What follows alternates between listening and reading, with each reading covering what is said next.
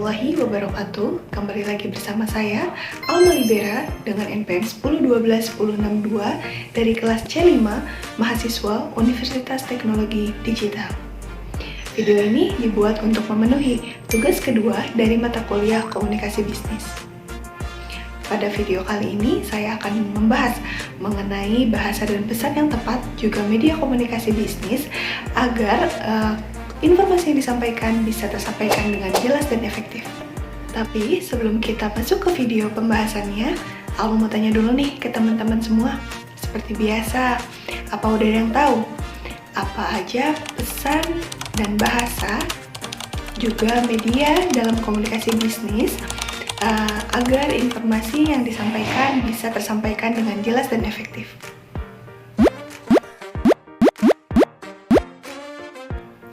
Mungkin sebagian dari teman-teman semua udah ada yang tahu ya terkait bahasa, pesan, juga media yang digunakan dalam komunikasi bisnis agar informasi bisa tersampaikan dengan jelas dan efektif. Nah, buat teman-teman semua yang belum tahu, yuk kita bahas bareng-bareng di video ini. Maka dari itu, langsung saja ke videonya. Komunikasi bisnis merupakan proses pertukaran informasi atau pesan antara pihak-pihak yang terlibat dalam bisnis, seperti perusahaan, karyawan, pelanggan, ataupun mitra bisnis. Bahasa dan pesan yang tepat sangat penting dalam komunikasi bisnis untuk memastikan informasi dapat tersampaikan dengan jelas dan efektif. Bahasa dan pesan dalam komunikasi bisnis dapat dibagi menjadi beberapa jenis. Yang pertama ada bahasa lisan. Bahasa lisan merupakan bahasa yang digunakan secara lisan, seperti pada percakapan ataupun presentasi. Adapun contohnya yaitu mengadakan rapat bisnis dengan mitra bisnis untuk membahas proyek yang sedang dikerjakan. Lalu yang kedua ada berbicara dengan pelanggan melalui telepon untuk memberikan informasi tentang produk atau layanan. Yang kedua ada bahasa tulisan. Bahasa tulisan merupakan bahasa yang digunakan dalam bentuk tulisan, seperti surat bisnis ataupun email bisnis. Contohnya di kehidupan sehari-hari yaitu mengirim surat penawaran kepada calon pelanggan untuk menawarkan produk atau layanan. Yang kedua contohnya yaitu mengirim email kepada karyawan untuk memberikan informasi tentang kebijakan perusahaan. Yang ketiga ada bahasa nonverbal. Bahasa nonverbal merupakan bahasa yang tidak menggunakan kata-kata seperti bahasa tubuh, ekspresi wajah, intonasi suara. Contoh penerapannya yaitu menggunakan bahasa tubuh yang sopan saat bertemu dengan mitra bisnis untuk menunjukkan penghormatan. Yang kedua, menggunakan ekspresi wajah yang ramah saat berbicara dengan pelanggan untuk menunjukkan kepercayaan diri dan profesionalisme. Yang keempat, ada pesan langsung. Pesan langsung merupakan pesan yang disampaikan secara langsung atau secara real time kepada seseorang, seperti percakapan ataupun presentasi. Contoh penerapannya, memanggil karyawan ke ruang rapat untuk memberikan instruksi secara langsung. Dan yang kedua, menghubungi mitra bisnis melalui telepon untuk meminta persetujuan. Selanjutnya ada pesan tidak langsung.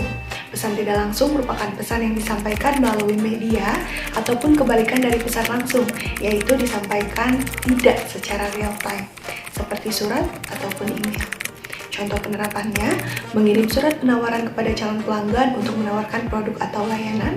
Yang kedua, mengirim email kepada karyawan untuk memberikan instruksi tertulis. Untuk membuat pesan yang efektif dalam komunikasi bisnis, tentunya ada beberapa hal yang perlu diperhatikan. Antara lain, yang pertama, mengklarifikasi tujuan sebelum membuat pesan. Memastikan bahwa tujuan komunikasi jelas dan terdefinisi dengan baik. Yang kedua, memilih bahasa yang tepat sehingga sesuai dengan situasi dan pihak yang terlibat dalam komunikasi bisnis. Yang ketiga, menggunakan bahasa yang mudah dipahami. Yang keempat, menyampaikan informasi dengan jelas dan tepat. Yang kelima, memberikan konteks yang cukup. Yang keenam, memberikan tindakan yang jelas. Adapun contoh kasusnya dalam situasi bisnis tertentu, misalnya klarifikasi tujuannya menanggapi keluhan pelanggan. Lalu selanjutnya kita harus memilih bahasa yang sesuai, yaitu bahasa yang sopan dan mengakui kesalahan serta menjanjikan solusi. Lalu selanjutnya menggunakan bahasa yang mudah dipahami. Bahasa yang mudah dipahami oleh pelanggan. Sampaikan informasi dengan jelas dan tepat, yaitu menjelaskan bahwa masalah akan diinvestigasi dan solusi akan diberikan. Selanjutnya, berikan konteks yang cukup, yaitu menjelaskan bahwa perusahaan mengakui kesalahan dan meminta maaf atas ketidaknyamanan yang dialami pelanggan.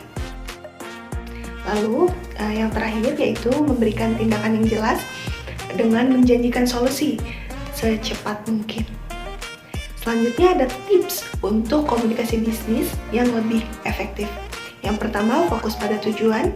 Yang kedua, perhatikan gaya komunikasi. Yang ketiga, menggunakan contoh dan ilustrasi untuk membantu menjelaskan pesan yang disampaikan. Yang keempat, memperhatikan waktu dan tempat. Yang kelima, memberikan respon yang cepat. Dan yang keenam, memberikan penghargaan untuk membangun hubungan yang baik dan membuat kerjasama dalam bisnis. Untuk memastikan informasi dapat tersampaikan dengan jelas dan efektif, tidak hanya memperhatikan bahasa dan pesan yang tepat saja, tetapi juga memahami jenis-jenis media dan cara terbaik untuk menggunakan masing-masing media dalam komunikasi bisnis yang efektif termasuk penting. Bentuk komunikasi bisnis meliputi berbagai jenis media yang digunakan untuk berkomunikasi. Seperti yang sudah saya sebutkan pada video sebelumnya, yaitu seperti surat bisnis, email, telepon, dan video conference. Tentunya dengan keuntungan dan kekurangan dari masing-masing media tersebut.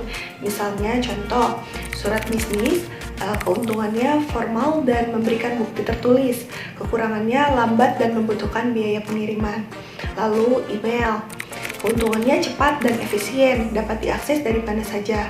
Tetapi ada kekurangannya, yaitu rentan terhadap spam dan virus, tidak dapat memberikan kesan personal.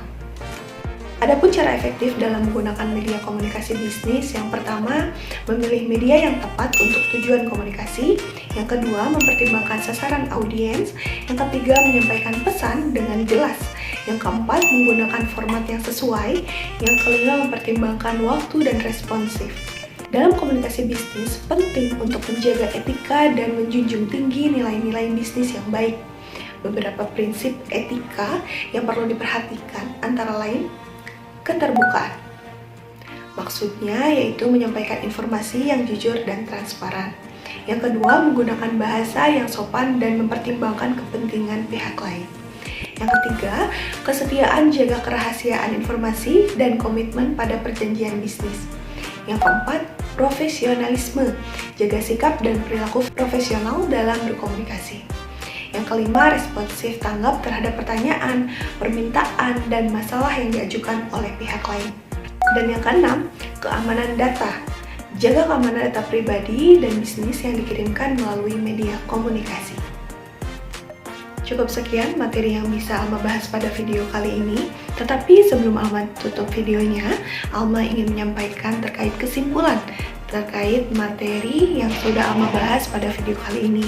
Jadi kesimpulannya yaitu mengenai bahasa dan pesan yang digunakan dalam komunikasi bisnis, juga media agar komunikasi atau informasi yang disampaikan bisa tersampaikan dengan jelas dan efektif.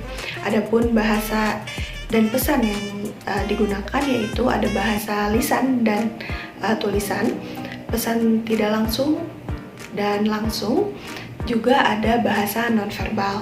Selanjutnya ada media komunikasinya yang digunakan seperti surat bisnis, email, telepon, dan video conference.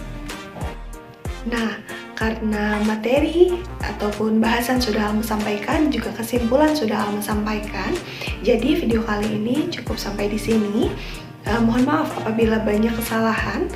Terima kasih sudah menonton videonya sampai selesai.